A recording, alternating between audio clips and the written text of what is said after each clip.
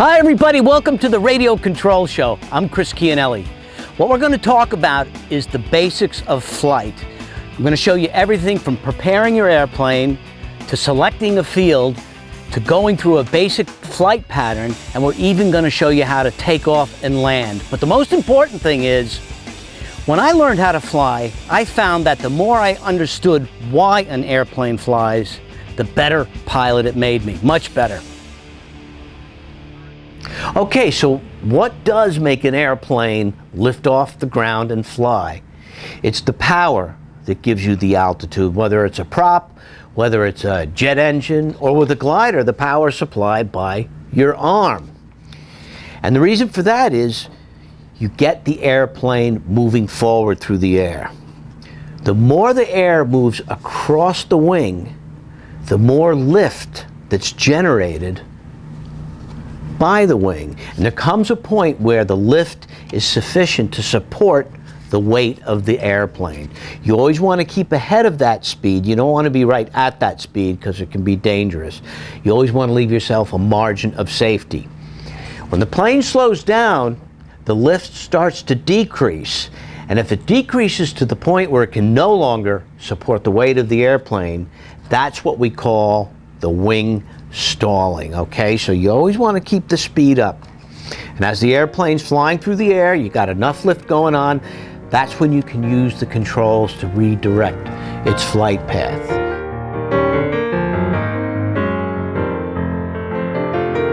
Choosing a flying site is very important. You know, I often get asked, Chris, can't I just fly my model in my front yard? No, with cars and people and telephone poles, it's not a good idea. You want to find a space like this. Wide open, the tree lines are far apart. It's the perfect place to learn how to fly.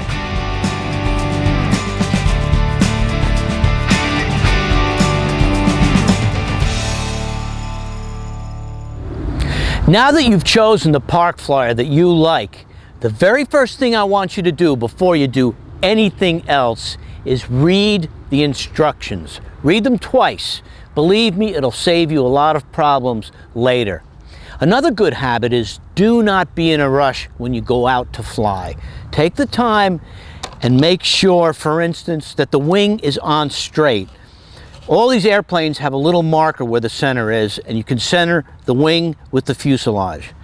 Bring extra rubber bands, and when you put them on two parallel, then cross the next two, and then two parallel, and so on. This really locks the wing in a lot better. I suggest buying an extra battery so you'll have two. So you can be charging one, don't forget the charger. This one you can charge from your car. So while you're flying with one battery, the other battery is charging. Also, make sure that your transmitter has fresh batteries. Don't mix old batteries with new. Always put all new batteries in your transmitter. Another little tip with these park flyers, if you happen to crack a wing or one of the tail feathers, it's instantly fixed with some packing tape. Neat little trick.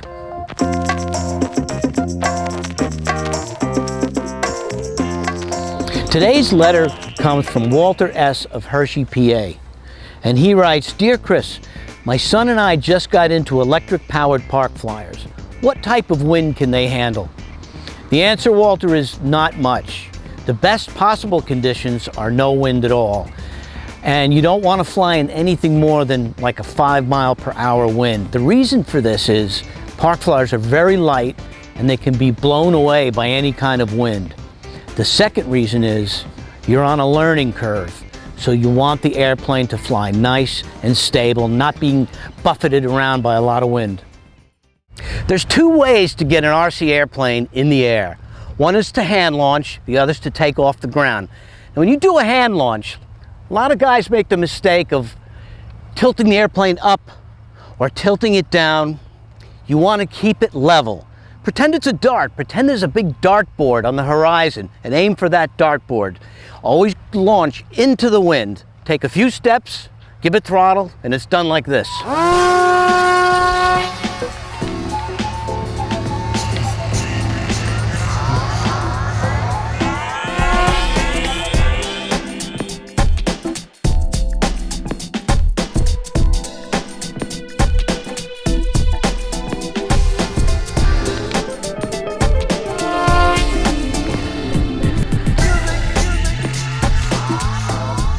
proper hand launching technique, your motion is effortless and graceful.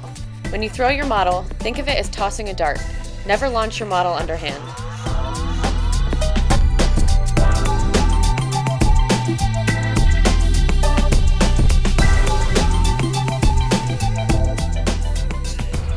I want to talk to you a little bit about taking off the ground. As in hand launching, always take off directly into the wind.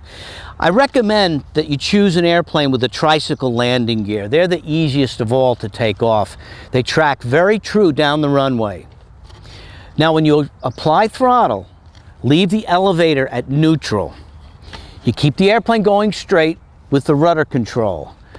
Now this wing, right now, not moving, is producing no lift. The faster a wing moves through the air, the more lift it generates. So you want to get the airplane moving at a good clip down the runway, and then you apply elevator. The wing is producing enough lift to support the weight, and it's safe to apply elevator at that point.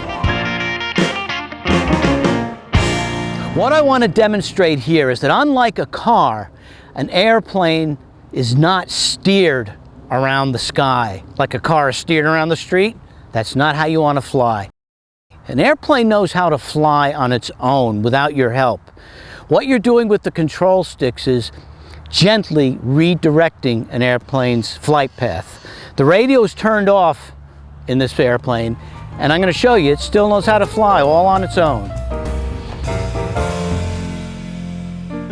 Next thing I'm going to show you is a really neat trick when the airplane's coming out.